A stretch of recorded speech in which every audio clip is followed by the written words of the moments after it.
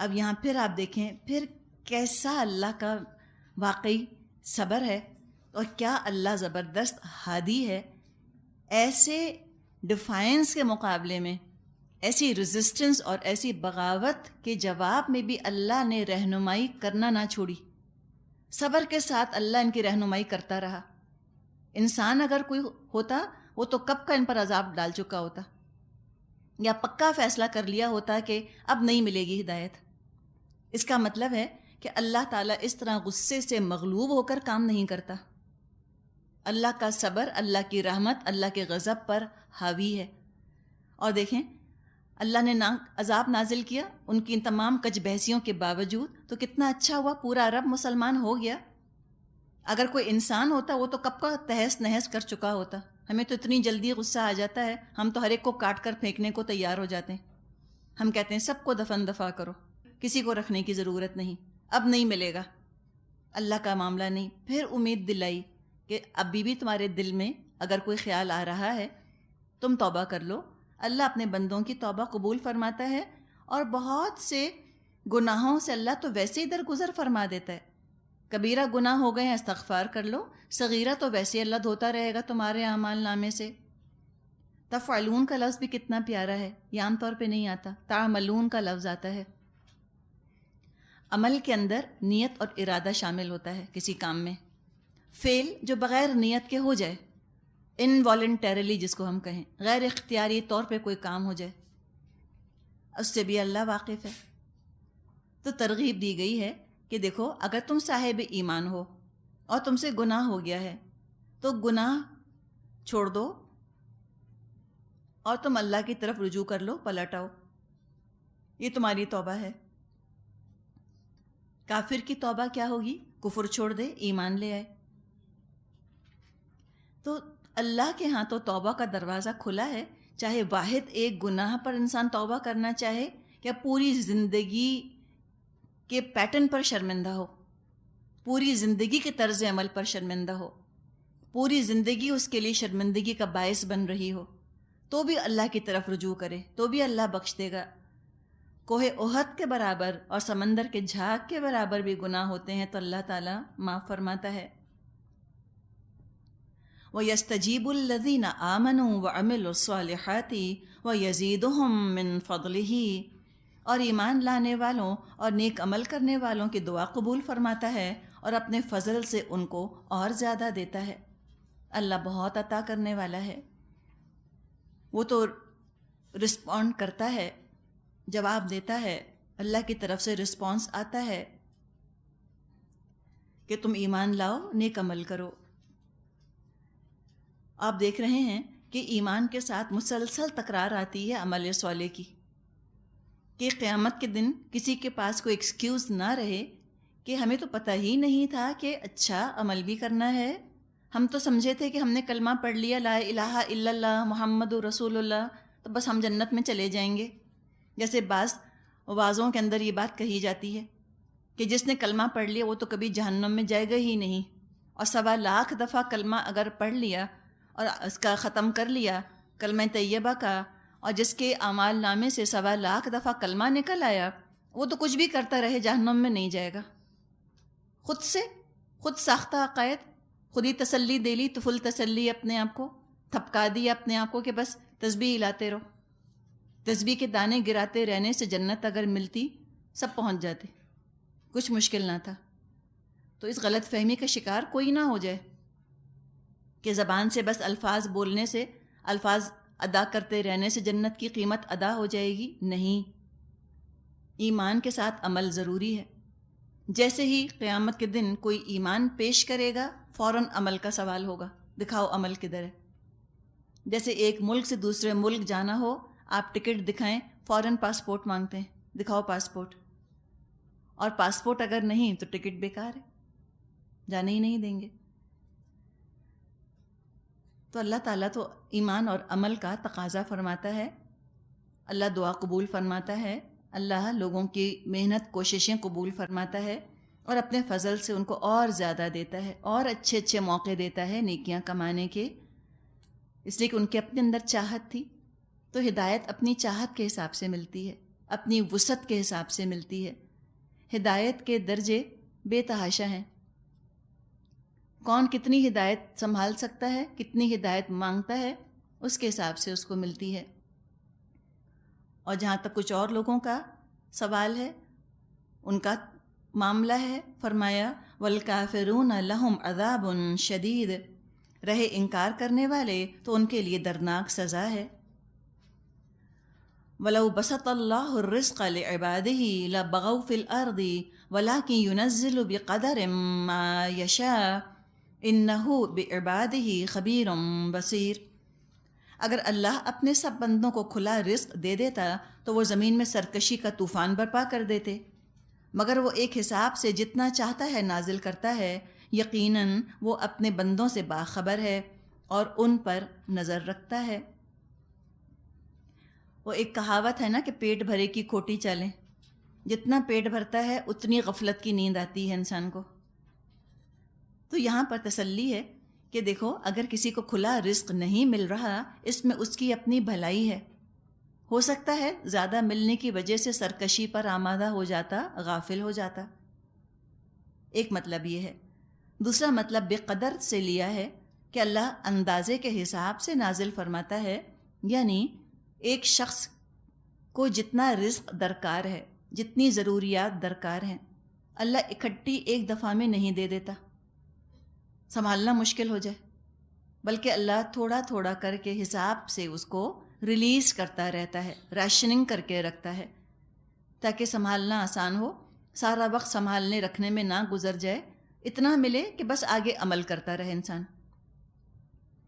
ایک کہاوت ہے نا کہ من قل و کفا خیر مما کثر و الہا، کہ کم ہو اور کفایت کر جائے وہ بہتر ہے، بجائے کہ ڈھیر ہو اور وہ غافل کر دے۔ کبھی بچے ماؤں سے پوچھتے ہیں کہ آپ ہمارے لیے دعا کرتی ہیں کہ ہم بہت پیسے والے ہو جائیں، اور اماں کہتی ہیں نہیں،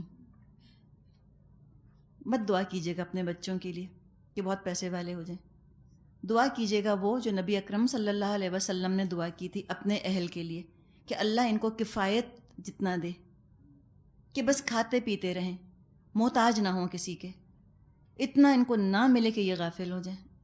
دولت سے بڑھ کر آزمائش کچھ نہیں ہے۔ اور تو کبھی نہ دل چاہے آپ کا اپنے لیے یا اپنے بچوں کے لیے کہ اللہ ان کو بہت دولت مند کر دے، ان کو ملینئر بنا دے، ان کو بلینئر بنا دے، نہ، نہیں، مت مانگے۔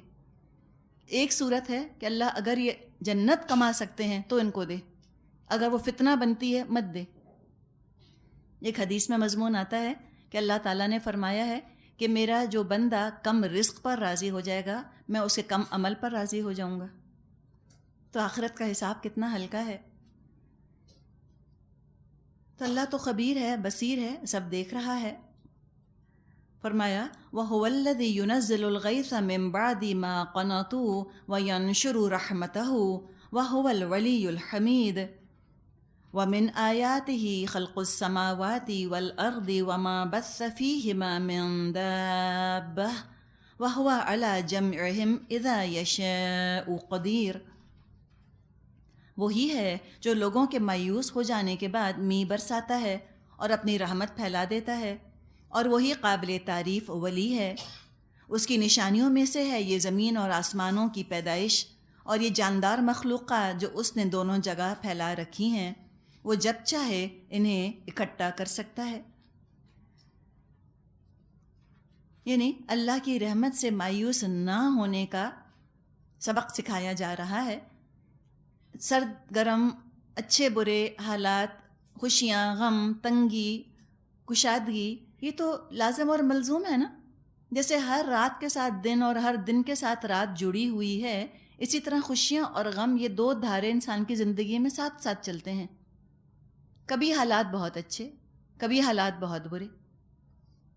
تو یہ نہ ہو کہ جب اللہ تعالیٰ نعمت دے تو انسان بپھر جائے، بالکل اپھر جائے، آپے سے باہر ہو جائے، اور جب اللہ تعالیٰ اپنی نعمت روک لے، آزمائش کوئی ڈالے تو اللہ سے متنفر ہو جائے۔ یہ نہ کرے انسان۔ اللہ تعالیٰ کی رحمت تو بے پناہ ہے، بے تحاشا ہے، جس پر چاہتا ہے وہ اپنی رحمت نازل فرما دیتا ہے۔ تو اللہ کی ہمیشہ رحمت کی انسان کو امید رکھنی چاہیے، مایوس نہ ہو انسان کبھی۔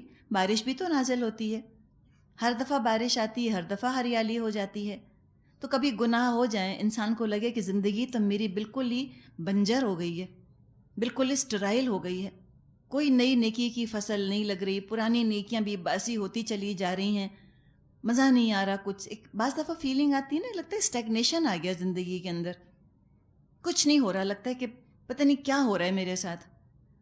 تو پھر کوئی ایسا اللہ تعالیٰ موقع لے آتا ہے کہ پھر نئے سرے سے نئی تازگی کے ساتھ نئی نئی نیکیاں ہونے لگتی ہیں۔ تو رحمت مانگنے والے بنو، اللہ رحمت دے گا۔ وہ زبردست ہستی ہے، الولی ہے، تمہارا دوست ہے، صاحب حمد ہے۔ دیکھو اللہ تعالیٰ نے کیا زمین آسمان بنا دیے، کتنی مخلوقات بسا دیں، سب کو اللہ جمع کرنے کی پوری قدرت رکھتا ہے، ہر ایک کو وہ جمع کر بھی لے گا ایک دن۔ تو اس آخرت کی فکر کرو کہ جو کچھ تم دنیا میں جمع کر رہے ہو، اللہ کرے کہ وہ آخرت میں تمہارے لیے خیر ثابت ہو۔ آگے فرمایا، رکوع نمبر 4 شروع ہو رہا ہے، آیت نمبر 30۔ وَمَا أَصَابَكُم مِّن مُّصِيبَةٍ فَبِمَا كَسَبَتْ أَيْدِيكُمْ وَيَعْفُو عَن كَثِيرٍ وَمَا أَنتُم بِمُعْجِزِينَ فِي الْأَرْضِ وَمَا لَكُم مِّن دُونِ اللَّهِ مِن وَلِيٍّ وَلَا نَصِيرٍ۔ تم پر جو مصیبت بھی آتی ہے تمہارے اپنے ہاتھوں کی کمائی سے آتی ہے، اور بہت سے قصوروں سے تو وہ ویسے ہی درگزر کر جاتا ہے۔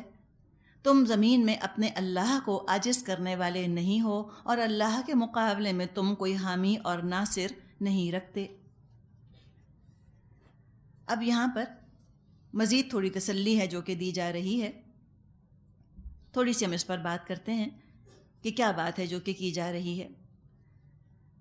دنیا کا قاعدہ ہے، اور ہم بھی اس کو دیکھ رہے ہیں اپنے چاروں طرف، کہ انسانوں پر مختلف قسم کی پریشانیاں، مختلف قسم کی تکالیف آتی رہتی ہیں۔ یہاں پہ ذکر کس کا ہے؟ نعمتوں کا ذکر نہیں ہے نا، ابھی ذکر کیا جا رہا ہے نفس کو ناگوار لگنے والی چیزوں کا، جو انسان کو اچھی نہیں لگتی، مشکلات، پریشانیاں آتی ہیں انسان کے اوپر۔ انبیاء پر بھی آئیں، بادشاہوں پر بھی آتی ہیں، امیر غریب، کوئی نہیں کہتا کہ زندگی میں کبھی پریشان نہیں ہوا، سب پر آتی ہیں۔ کیوں آتی ہیں؟ اس کی مختلف وجوہات ہیں۔ ایک وجہ جس کا یہاں ذکر نہیں ہے، پہلے اس کی بات کر لیتے ہیں تاکہ اس کو ہم ایلیمینیٹ کر دیں، ایک طرف رکھ دیں۔ جو مشکلات آتی ہیں انسان پر، بعض دفعہ اس کے درجات بلند کرنے کے لیے آتی ہیں۔ اس کا اپنا کچھ قصور نہیں ہوتا، اس کا کوئی کنٹریبیوشن نہیں ہوتا، اللہ کی طرف سے آ جاتی ہیں، جیسے کہ انبیاء پر آئیں، رسولوں پر آئیں، اور جو انبیاء اور رسولوں کے راستے پر چلنے والے ہوتے ہیں ان پر آتی ہیں، ان کے درجات بلند کرنے کے لیے آتی ہیں وہ چیزیں۔ ان کا یہاں ذکر نہیں، ٹھیک ہے، اس پہ کراس لگا دیں۔ یہاں ذکر کس کا ہے؟ فَبِمَا كَسَبَتْ أَيْدِيكُمْ۔ یہاں ذکر کیا جا رہا ہے ان پریشانیوں کا، ان مسائل کا جن کا شکار ہوتا ہے انسان اپنے کسی قصور کی وجہ سے۔ بما کسبت ایدیکم، اس نے خود کوئی مسئلہ کیا، تب اس پر ہی وہ مشکل آ پڑی اپنی حرکتوں کی وجہ سے۔ اب انسان کیا قصور کرتا ہے جو اس پر مشکل آتی ہے؟ دو طرح کے قصور ہوتے ہیں۔ یا تو اس نے کوئی فزیکل لا توڑا، ٹھیک ہے، مثال کے طور پہ پہاڑ پہ چڑھ کر کھڑا ہو گیا۔ اب لا آف گریوٹی اللہ نے بنایا ہے، پہاڑ پر چڑھ کر اپنے آپ کو نیچے گرائے گا، چوٹ لگے گی نا، اگر مرا نہیں تو چوٹ تو کھائے گا۔ یہ کیا کیا؟ کس کا قصور تھا؟ بما کسبت ایدیکم، تم نے کیوں ایک فزیکل لا سے ٹکر لی؟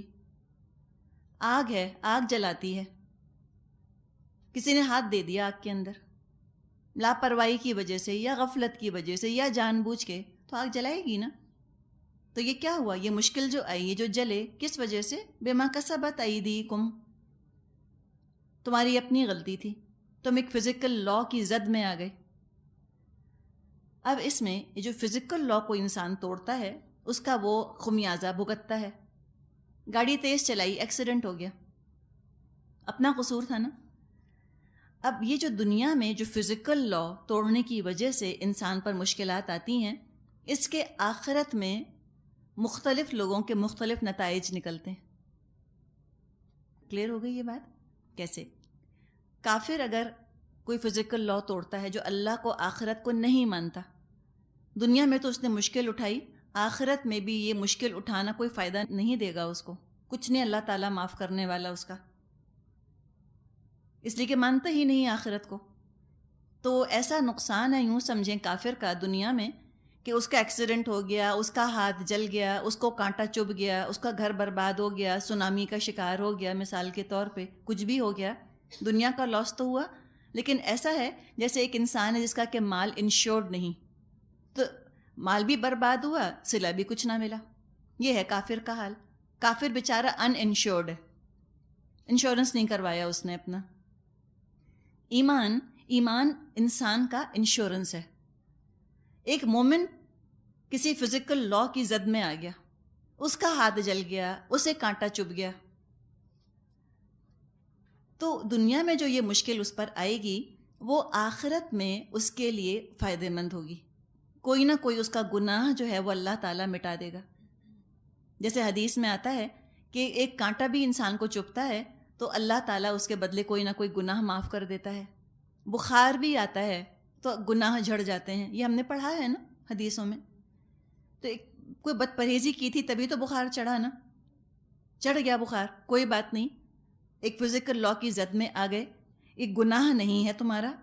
فزیکل لا کی زد میں آنا، ایکسیڈنٹ ہو جانا، ہاتھ کا جل جانا گناہ نہیں ہے. ہاں تکلیف آئی، اور پھر کیا ہوا کہ اللہ نے اس کے بدلے تمہارے کوئی نہ کوئی گناہ بخش دیے. تو مومن انشورڈ ہوتا ہے. گھر جل گیا، ایک مومن کا گھر کسی سونامی میں تباہ ہو گیا، تو یہ جو اس کے اوپر پریشانی آئی تو اللہ تعالیٰ اس کو اجر دے دے گا قیامت کے دن. اب ایک اور جو مشکلات آتی ہیں انسانوں پر، ایک تو ہم نے بات کی نا فزیکل لا توڑنے کی وجہ سے، یا کسی فزیکل لا کی زد میں آ گیا. ظاہر سونامی خود تو نہیں لے کر آیا اپنے اوپر وہ، لیکن بہرحال ایک فزیکل فنومنن ہے نا جو چل رہا ہے دنیا میں. ایک قوانین ہے مورل لاز، اخلاقی قوانین. جب اخلاقی قوانین انسان توڑتا ہے اس کی بھی سزا بھگتتا ہے وہ، اور اس کی وجہ سے بعض دفعہ اس پر پریشانیاں پڑتی ہیں آ کر. تو اگر تو وہ توبہ کر لیتا ہے، استغفار کر لیتا ہے، تو آخرت کی پریشانی سے وہ بچ جاتا ہے. ورنہ مورل لا اگر بریچ ہو رہا ہے اس کی وجہ سے بھی انسان کی زندگی مشکلات میں گھرتی ہے، پریشانی کا وہ شکار ہوتا ہے. اور یہ پریشانی کیسی ہوتی ہے؟ ذہنی، نفسیاتی، جذباتی، اور بعض دفعہ گناہوں کی وجہ سے جسمانی تکالیف کا، مسائل کا بھی انسان شکار ہو جاتا ہے. تو وہ بھی انسان کی اپنے ہی ہاتھوں کی کمائی ہے نا. تم نے کیوں اخلاقی قانون توڑا؟ تم نے کیوں زنا کیا؟ تم نے رشوت کیوں لی؟ تم نے جھوٹ کیوں بولا؟ غیبت کی، طنز طعنہ کیا، خاندان کے تم نے تعلق توڑے، تم نے لوگوں کا دل دکھایا، تو انجام تو بھگتو گے تم.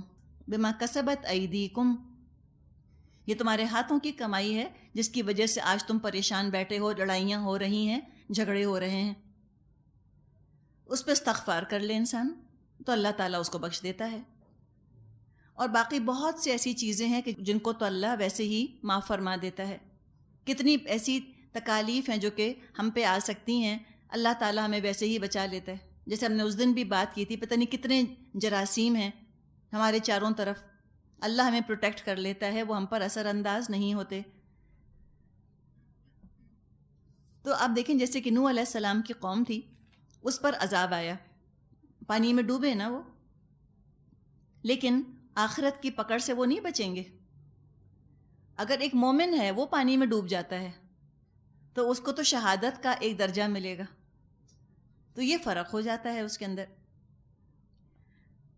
تو فرمایا کہ تم اللہ کو عاجز کر نہیں سکتے، گناہ کر کے جاؤ گے کدھر؟ آنا تو تم کو اللہ کے پاس ہی ہے، اور تمہارے لیے پھر اللہ کے علاوہ نہ کوئی دوست ہوگا، نہ کوئی مددگار ہوگا. فرمایا آگے وَمِنْ آيَاتِهِ الْجَوَارِ فِي الْبَحْرِ كَالْأَعْلَامِ إِنْ يَشَأْ يُسْكِنِ الرِّيحَ فَيَظْلَلْنَ رَوَاكِدَ عَلَى ظَهْرِهِ ان فی ذلک لآیات لکل صبار شکور او یوبقہن بما کسبوا ویعفو عن کثیر. اس کی نشانیوں میں سے ہیں یہ جہاز جو سمندر میں پہاڑوں کی طرح نظر آتے ہیں. اللہ جب چاہے ہوا کو ساکن کر دے اور یہ سمندر کی پیٹھ پر کھڑے کے کھڑے رہ جائیں. اس میں بڑی نشانیاں ہیں ہر اس شخص کے لیے جو کمال درجہ صبر اور شکر کرنے والا ہو، یا ان پر سوار ہونے والوں کے بہت سے گناہوں سے درگزر کرتے ہوئے ان کے چند ہی کرتوتوں کی پاداش میں اللہ ان کو ڈبو دے. وَيَعْلَمَ الَّذِينَ يُجَادِلُونَ فِي آيَاتِنَا مَا لَهُم مِّن مَّحِيصٍ.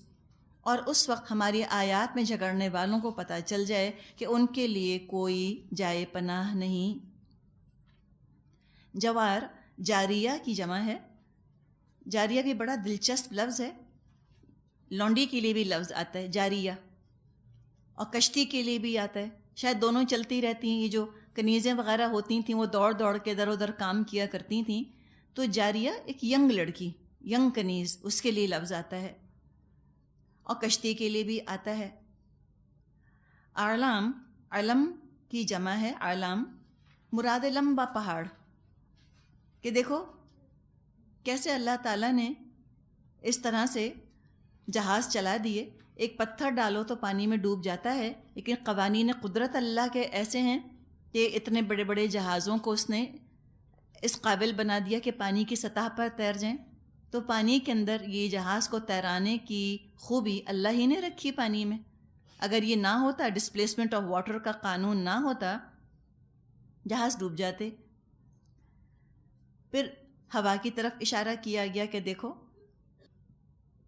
اگر اللہ چاہے ہوا کو روک دے تو تمہارے جہاز کھڑے کے کھڑے رہ جائیں پانی کے اوپر. رواکدہ، اس کا مادہ را کاف دال ہے. مطلب ہے حرکت میں نہ ہونا، اسٹینڈ سٹل، اسٹیشنری ہو جانا. ماء الراکد کہتے ہیں کھڑے ہوئے پانی کو، اسٹیگننٹ واٹر کو. یہ 3-4 مہینے جو ہیں یہ ٹریڈ ونڈز چلتی ہیں نا، 3-4 مہینے ٹریڈ ونڈز ایک رخ پر چلتی ہیں، اور ہوا کی اس خوبی کو لوگوں نے ہمیشہ سے ہارنس کیا. آج بھی دیکھیں جو بادبانی کشتیاں ہوتی ہیں وہ سمندر میں بعض دفعہ کھڑی کی کھڑی رہ جاتی ہیں، نہیں چل پاتی ہیں اگر ہوا رک جائے. تو اللہ کی قدرت کے کچھ آثار ہیں جو یہاں پر انسان کے ہوش حواس میں، انسان کے کانشیس لیول پر لائے جا رہے ہیں کہ تم ذرا سوچو ان کے بارے میں. او یوبقہن، یوبقہن کا مادہ ہے واو با قاف، مطلب ہوتا ہے ہلاکت، کہ اللہ چاہے تو ہلاک بھی کر دے. تو ایک اور بھی یوں سمجھیں کہ یہاں پر ایک اشارہ سا ہے کہ دیکھو جو اللہ نے قوانین قدرت بنائے ہیں انسان کے فائدے کے لیے ہیں. انسان نے ان قوانین کو قبول کر لیا، ترقی کرتا چلا گیا.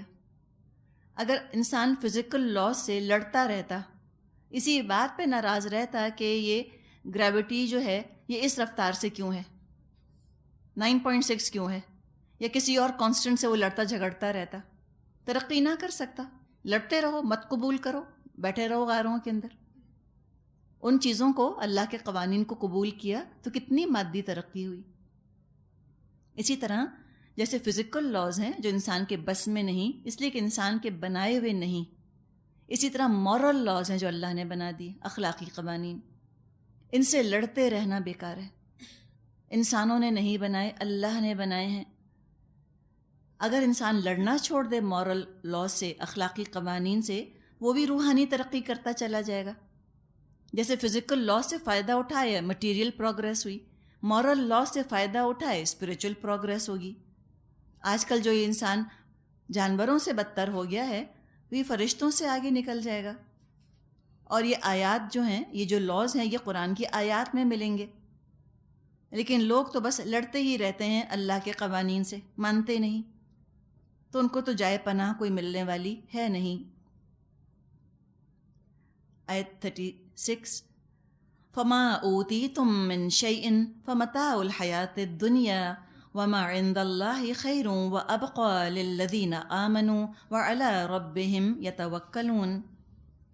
جو کچھ بھی تم لوگوں کو دیا گیا ہے وہ محض دنیا کی چند روزہ زندگی کا سامان ہے، اور جو کچھ اللہ کے ہاں ہے وہ بہتر بھی ہے اور پائیدار بھی.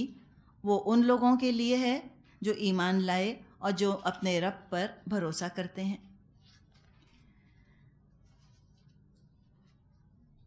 تو دنیا کا ذکر کیا گیا کہ دیکھو یہ چند دن کا سامان ہے برتنے کا، بہت زیادہ یہاں دل مت لگانا.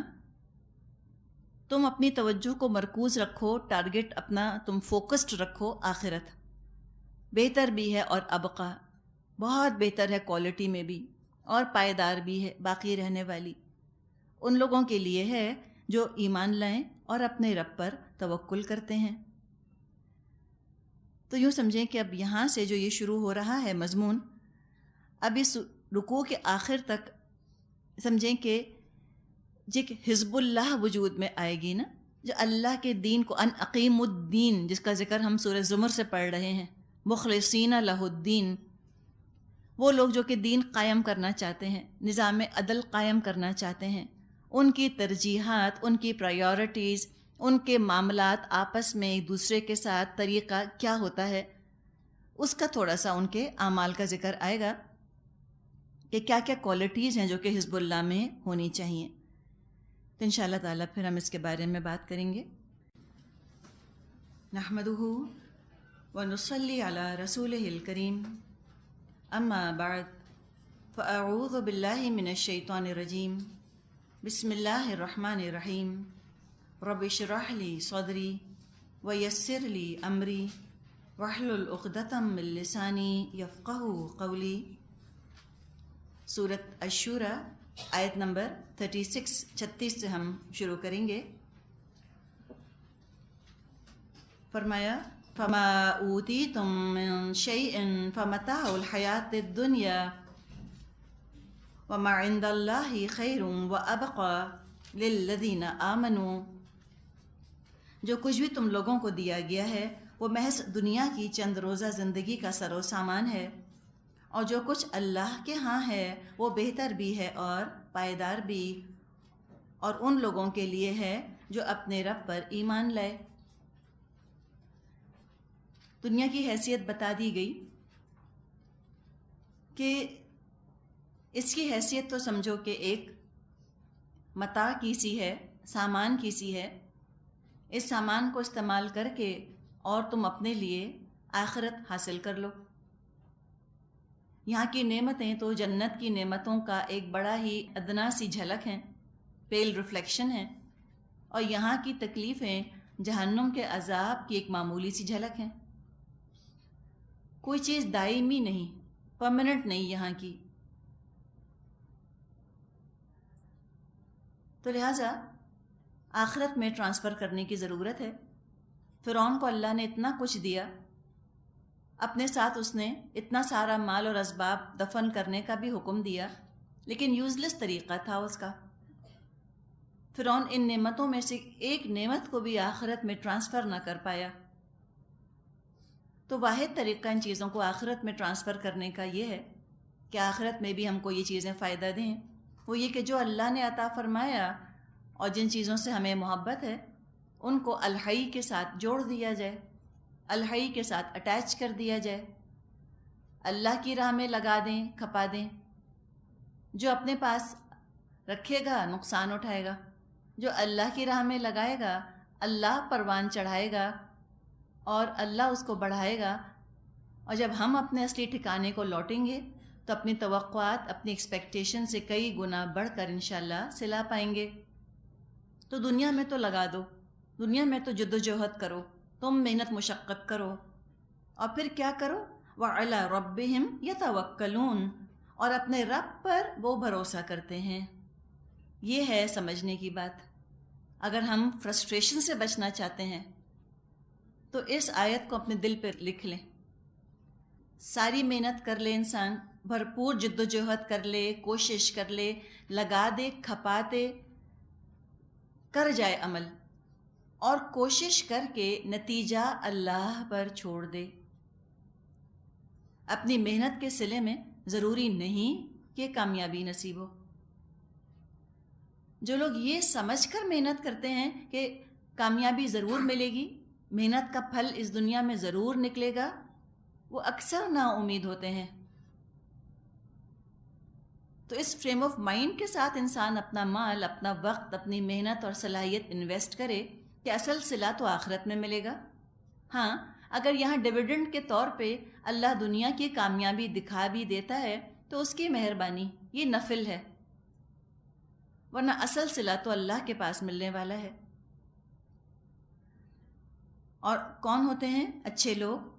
والذین یجتنبون کبائر الاثم والفواحش واذا ما غضبوا هم یغفرون۔